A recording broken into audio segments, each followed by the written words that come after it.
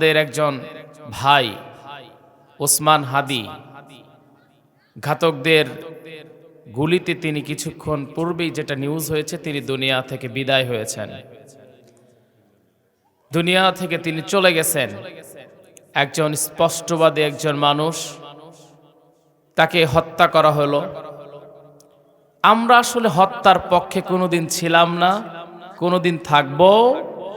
সেটা যে দলের মানুষই হোক, হোক সেটা জামাত ইসলামের, হোক সেটা আওয়ামী লীগের, হোক সেটা বিএনপির। আমি একটা সাধারণ মানুষ হিসেবে বলতে পারি, কখনো একজন মানুষকে হত্যা করা এটা আসলে কেউ মেনে নিবে না। মানুষ হয়ে মানুষকে হত্যা করা এটা আসলে মানুষের আচরণ হতে পারে না।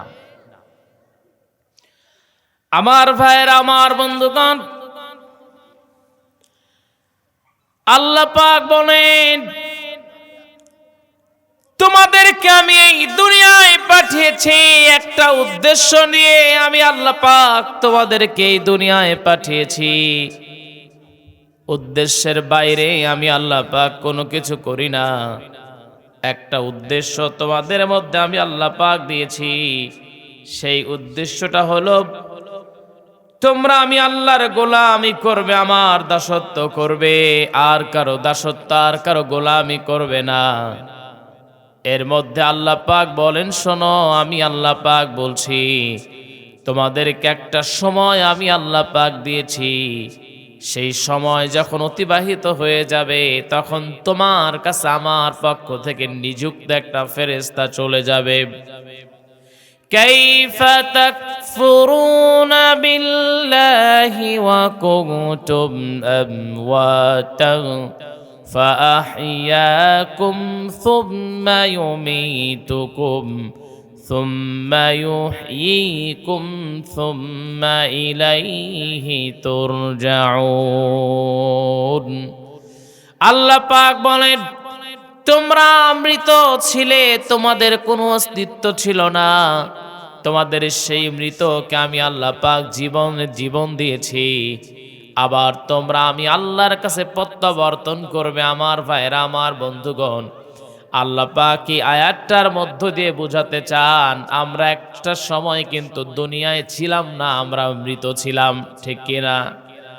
আমাদের অস্তিত্ব ছিল না।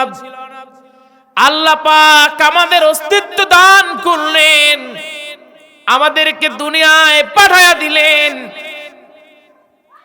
আমাদের জীবন আল্লাহ পাক দিলেন নির্দিষ্ট একটা সময়। এই যে নির্দিষ্ট একটা সময় বেঁধে দেওয়া হয়েছে, এই সময়ের মধ্যে যখন আপনার হায়াত নামক টাইম ব্যাটারিটা যখন শেষ হয়ে যাবে, ঠিক সেই মুহূর্তে আপনার সামনে আল্লাহর প্রতিনিধি, আল্লাহর পক্ষ থেকে একজন ফেরেশতা চলে আসবে। একটা সেকেন্ড সময় আমাকে আপনাকে আর দিবে না।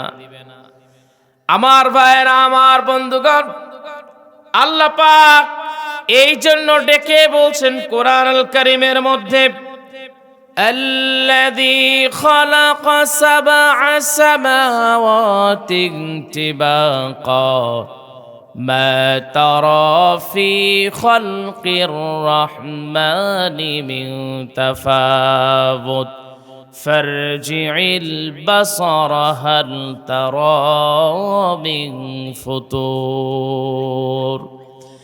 আল্লাহ পাক বলে, তোমাদেরকে আমি রব এই যে নির্দিষ্ট একটা সময় দিয়েছি, এই সময়ের মধ্যে তোমাদের কাছে একটা আমার প্রতিনিধি যাবে, তোমাদের দুনিয়া থেকে বিদায় করে দিবে।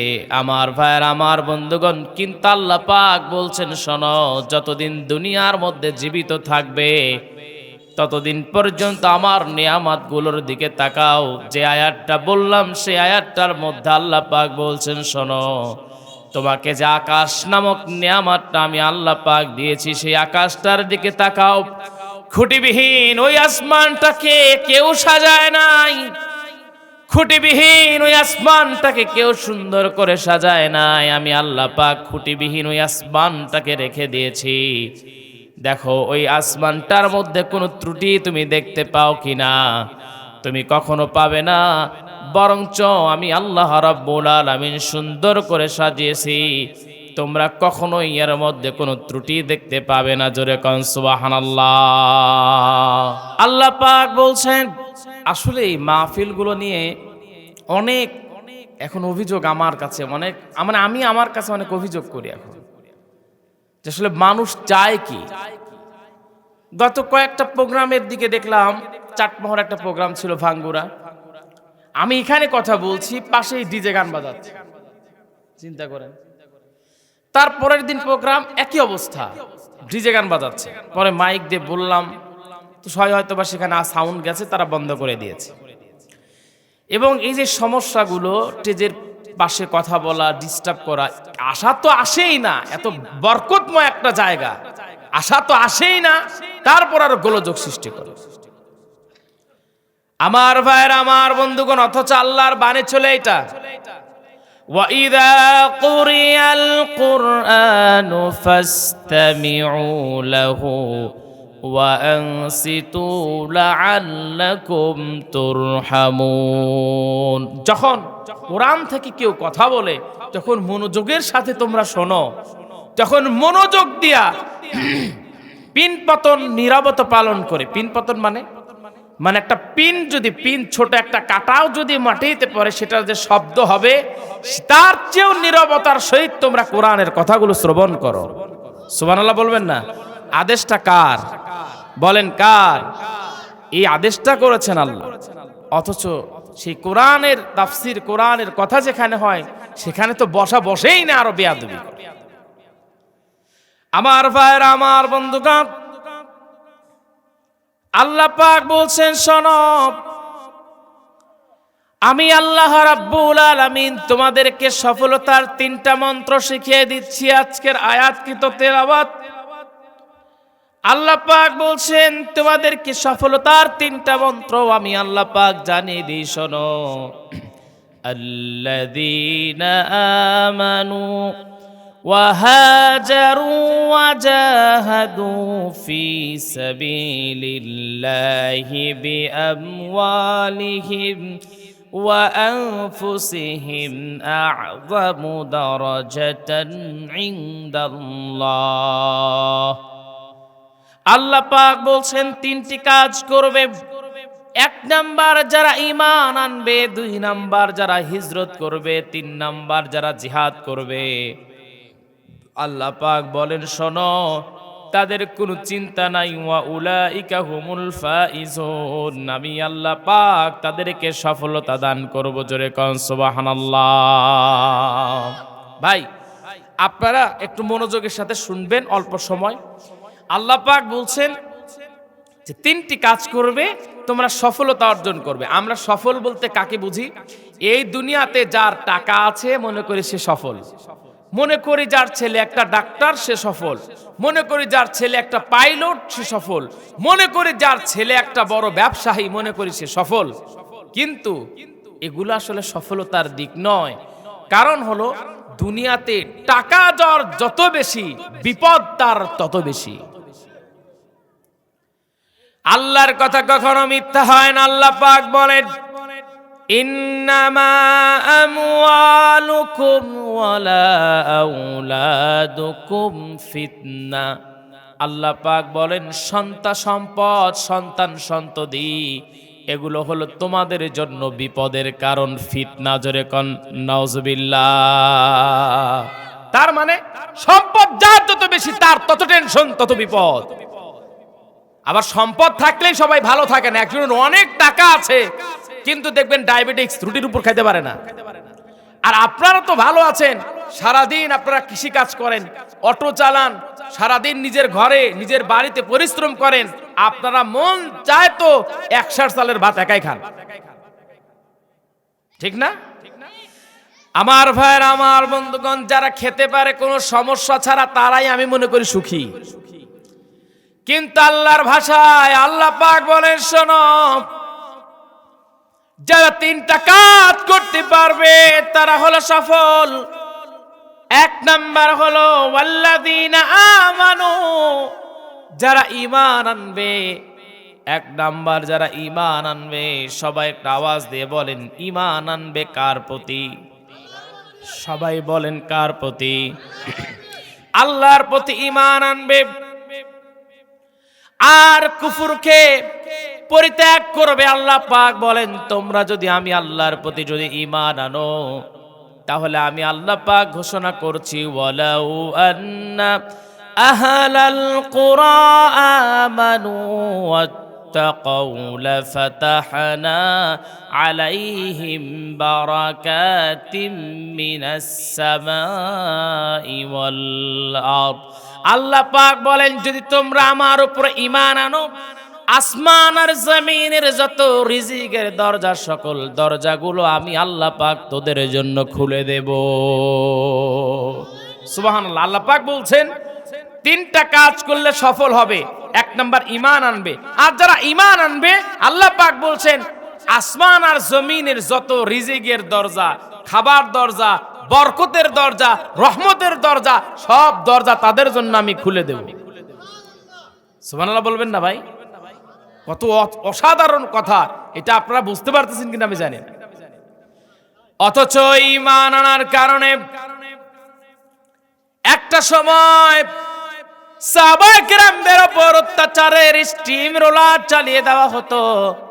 কই আমাদের তো কেউ ঈমান আনার কারণে অত্যাচার করে নাই।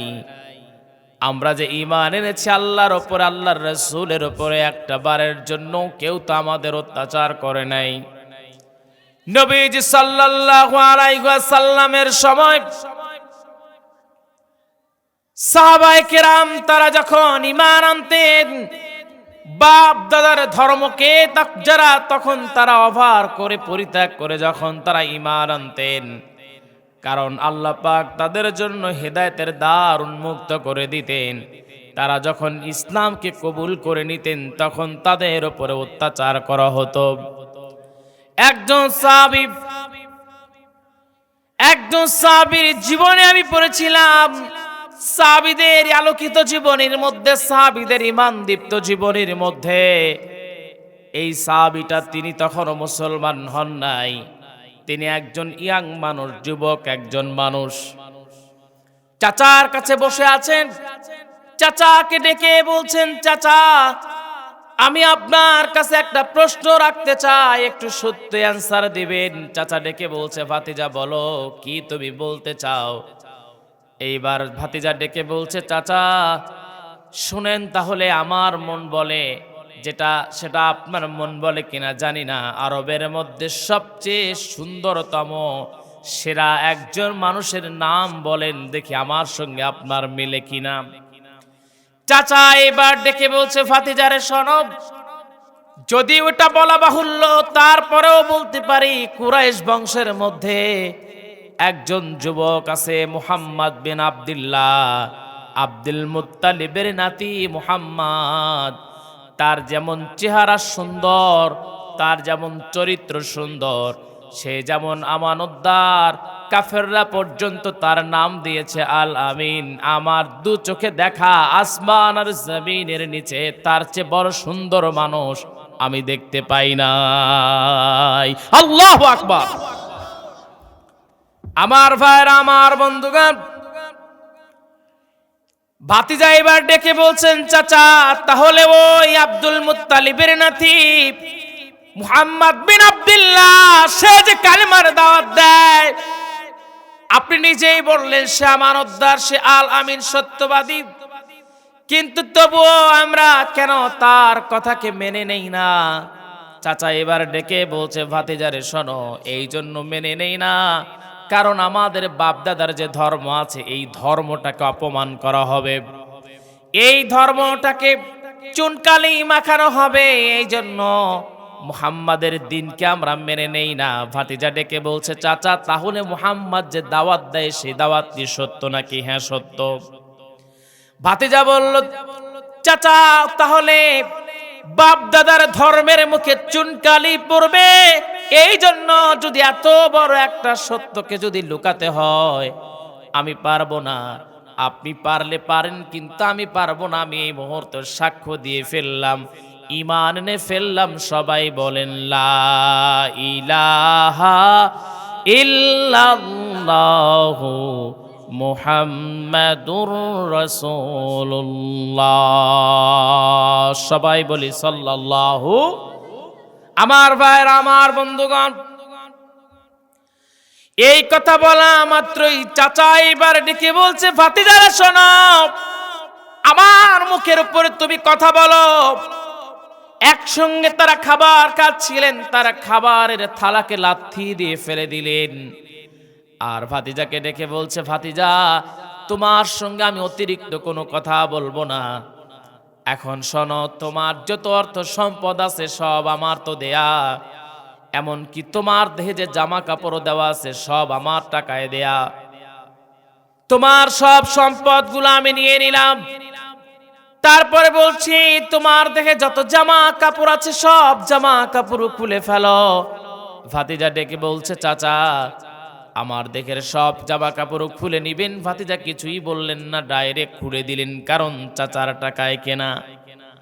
ঈমান আনার কারণে কি পরিমাণে অত্যাচার করা হতো একজন মানুষকে, এটাই আমি আপনাদের বুঝাতে চাই। যখন যুবক সব খুলে ফেললেন, কিন্তু ইজারা ছিল, লুঙ্গিটা ছিল। চাচা ডেকে বলছে, শোনো এটাও তুমি খুলে ফেলো, ওটাও আমার টাকায় কেনা। ভাতিজা ডেকে কিছুই না বলে সেটাও খুলে ফেললেন, তিনি উলঙ্গ হয়ে গেলেন। এবার তিনি সেখান থেকে দৌড় দিতে লাগলেন, দৌড় দিয়ে তার মায়ের সামনে চলে আসলেন। বিধবা মায়ের কাছে এসে যখন দাঁড়ালেন, মা লজ্জা পেয়ে গেলেন যুবক সন্তানকে উলঙ্গ অবস্থায় দেখে। ডেকে বলছেন, সন্তান তোমার এই করুণ অবস্থা কেমন করে হলো? সন্তান ডেকে বলছে, মা আমি মুহাম্মাদুর রাসূলুল্লাহ সাল্লাল্লাহু আলাইহি ওয়াসাল্লামের উপর ঈমান এনেছি, এই জন্য আমার চাচা আমার সব সম্পদ কেড়ে নিয়েছে, এমনকি আমার যত জামা কাপড় ছিল দেহে সব খুলে নিয়েছে, সর্বোপরি আমার লুঙ্গিটাও খুলে নিয়েছে। মাকে ডেকে বললেন, মা তুমি আমাকে কোনো রকম একটা কাপড় দাও, যেটা দ্বারা আমার লজ্জাস্থানটাকে আমি হেফাজত করতে পারবো, ঢেকে রাখতে পারবো। সঙ্গে সঙ্গে তার মা ছোট্ট একটা কম্বল দিলেন, যেটা দিয়ে তিনি কোন রকম তার লজ্জাস্থানটাকে ঢাকলেন, যেটা দিয়ে হাঁটু ঢাকে বা ঢাকে না এরকম। তিনি এইবার এতটুকু কাপড় নিয়ে চিন্তা করলেন, যার কারণে আমার এত করুণ পরিণতি হলো, যার উপরে ঈমান আনার কারণে, তার রবের উপরে ঈমান আনার কারণে আমার সমুদয় সম্পদ আমি দিয়ে দিলাম, আমি সব কিছু পরিত্যাগ করলাম, চাচার কাছে খারাপ হলাম, সর্বোপরি নিজের লজ্জাস্থানটাকেও আমার চাচার সামনে, মানুষের সামনে উন্মুক্ত করে ফেললাম। আমি সেই মানুষটাকে পেতে চাই, সেই মানুষটার দেখা আমি পেতে চাই। এইবার যখন তিনি রওনা দিয়ে দিলেন, নবীজিকে তিনি খুঁজতে লাগলেন। আমার ভাইরা, আমার বন্ধুগণ, তার তো জীবনটা ধন্য। তিনি যখন নবীজিরে খুঁজতে লাগলেন, তখন নবীজি ছিলেন জীবিত। সুবহানাল্লাহ বলতে পারেন নাই? অথচ আমরা এখন তো মনটা বড় চায় আমরা যাই মদিনায়, আমাদের মনটা বড় চায় যদি নবীজিকে একটা বারের জন্য দেখতে পেতাম, জীবনটা ধন্য হয়ে যেত। আমার ভাইরা, আমার বন্ধুগণ, সব তো ঠিক আছে, কিন্তু আমরা একটা বারের জন্য আমাদের প্রিয় নবীজিকে এখন আর নিজ চোখে দেখতে পারবো না। কিন্তু যদি শোনেন, কেউ যদি সকালে এবং সন্ধ্যায় অথবা শোয়ার পূর্বে যদি 40 বার করে দরুদ শরীফের আমল যদি কেউ করতে পারে, আল্লাহর কসম করে বলছি, ওই মানুষটার সঙ্গে 40 দিনের মধ্যে মদিনার নবীর সঙ্গে স্বপ্ন যোগে দিদার হয়ে যাবে, দেখা হয়ে যাবে। আর নবীজির চেহারা শয়তান কখনো ধরতে পারে না। নবীজি বলেন, কেউ যদি স্বপ্ন আমাকে দেখলো তাহলে সে আমাকেই দেখেছে, কারণ শয়তান কখনো আমার রূপ নিতে পারে না। আমার ভাইরা, আমার বন্ধুগণ, আর যে ব্যক্তি জীবনে একটা বার স্বপ্নেও নবীজিকে দেখতে পাবেন, তার জন্য আল্লাহ পাক জান্নাতটারে ওয়াজিব করে দিবেন। এইবার ওই যুবক নবীজিকে খুঁজতে লাগলেন, খুঁজে খুঁজে কোথাও তিনি নবীজিকে পান না। অতঃপর যখন তিনি অনেক খুঁজে খুঁজে নবীজিকে পেয়ে গেলেন, নবীজি মদিনার মসজিদে নবীজি সাহাবায়ে কেরামদের নিয়ে বয়ান করতেছিলেন। আমার ভাইয়েরা, সাহাবী এবার ইয়াং যুবক মানুষ, তিনি যখন গেটের সামনে গিয়ে দাঁড়ালেন, নবীজি তাকে দেখে বললেন, কে তুমি? তোমার এরকম করুণ পরিণতি কেন? তোমার গায়ে কোনো কাপড় নাই কেন? এইবার যুবকটা নাম ছিল আব্দুল উজ্জা, ডেকে বললেন, নবীজি ঈমান এনেছি, কালেমা পড়ে মুসলমান হয়ে গিয়েছি, এই জন্য চাচা আমার দেহের সব কাপড়গুলো খুলে নিয়েছে। ইয়া রাসূলুল্লাহ, ঈমান এনে ফেলেছি, আমার যত সম্পদ ছিল চাচার দেয়ার, চাচা সব সম্পদগুলো আমার থেকে ছিনিয়ে নিয়েছে, নিঃস্বামী, আমার কিছু নাই। ইয়া রাসূলুল্লাহ, এমন কি আমি আমার লজ্জাস্থানটাও হেফাজত করতে পারি নাই? নবীজি বললেন, শোনো, চিন্তার কোনো কারণ নাই, তোমাকে যদিও তোমার চাচা সেখান থেকে বের করে দিয়েছে, আসো আমার কাছে, আসো আমার কাছে এসে বসো। দুনিয়ার কেউ যদি তোমাকে জায়গা না দেয়, আমি মুহাম্মাদুর রাসূলুল্লাহ সাল্লাল্লাহু আলাইহি ওয়াসাল্লাম ঘোষণা করছি, আমি তোমাকে আমার বুকে স্থান দিয়ে দিলাম। আল্লাহু আকবার। আমার ভাইরা, আমার বন্ধুগণ, নবী সাল্লাল্লাহু আলাইহি ওয়াসাল্লাম যদি বলেন, আমি তোমাকে আমার বুকে স্থান দিয়ে দিলাম, আর কোনো চিন্তা আছে? চিন্তা আছে? নাই। আমার ভাইরা, আমার বন্ধুগণ, ইসলামের পক্ষের লোক শহীদ প্রেসিডেন্ট জিয়াউর রহমান ছিলেন। উলামায়ে কেরামদের ভালোবাসতেন, উলামায়ে কেরামদেরকে পছন্দ করতেন। তার স্ত্রী বেগম খালেদা জিয়া, তিনি ওলামায়ে কেরামদেরকে পছন্দ করতেন। ওলামায়ে কেরামদের তার ক্ষমতা থাকাকালীন সময় 3 বারের প্রেসিডেন্ট তিনি ছিলেন। এই 3 বার প্রেসিডেন্ট থাকাকালীন সময়ে কোনো আলেমকে কি জেলের মধ্যে যেতে হয়েছে নাকি? হয়েছে? হয় নাই তো। কারণ তিনি ওলামায়ে কেরামের পক্ষের লোক ছিলেন। দোয়া করছে আল্লাহ পাক তাকে শিফা দান করেন, সবাই বলেন আল্লাহুম্মা আমিন। আর একটা দল ছিল যারা ওলামায়ে কেরামদের কোরআনের কথাগুলো বলতে দেয় নাই। শোনেন, মানুষ জমিনে যে যেটাই করুক সে তার ফল পায়।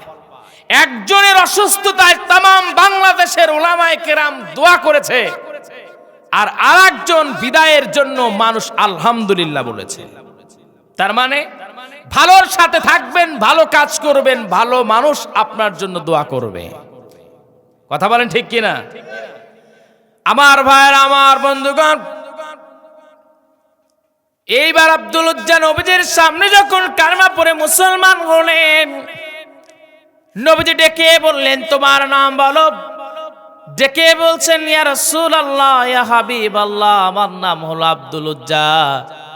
নবীজি বললেন, কে বলে তোমার নাম আব্দুল উজ্জা? আমি তোমার নাম নতুন করে রেখে দিলাম, তোমার নাম হলো আব্দুল্লাহ। জোরে কোন সুবহানাল্লাহ।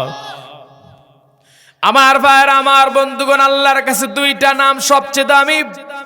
একটা নাম আব্দুর রহমান, আর একটা নাম হলো আব্দুল্লাহ। সন্তানকে সুন্দর সুন্দর কোরআনের নামগুলো রেখে দিবেন।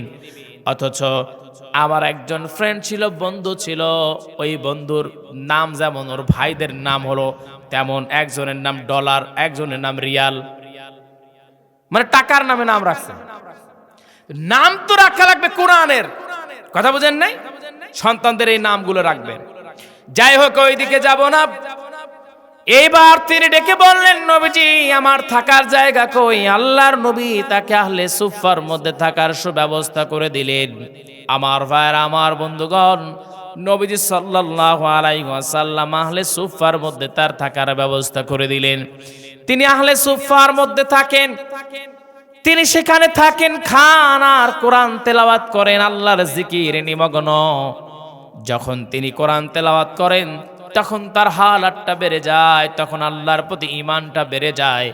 আল্লাহ পাক বলেন, ইন্নামাল মুমিনুনা আল্লাযীনা ইযা যুকিরাল্লাহু ওয়াজিলাত কুলুবুহুম ওয়া ইযা তুলিয়াত আলাইহিম আয়াতুহু জাদাতহুম ঈমানাও ওয়া আলা রাব্বিহিম ইয়াতাওয়াক্কালুন।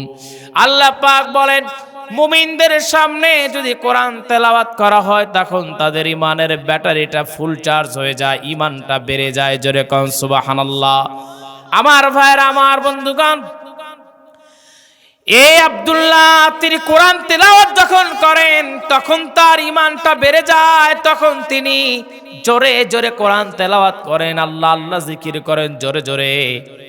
তখন অনেক সাহাবায়ে কেরাম নবীজির কাছে বিচার জানালেন, ইয়া রাসূলুল্লাহ, ইয়া হাবিবাল্লাহ, এই যে আব্দুল্লাহ জোরে জোরে কোরআন তেলাওয়াত করে, তার কোরআন তেলাওয়াত জোরে জোরে করার কারণে আমরা অনেকেই নামাজে দাঁড়াতে পারি না, আমরা অনেকেই কোরআন তেলাওয়াত করতে পারি না, আমরা অনেকেই জিকির করতে পারি না। যখন নামাজে দাঁড়াই ও জোরে জোরে চিৎকার করে আমাদের সূরাগুলো এলোমেলো হয়ে যায়।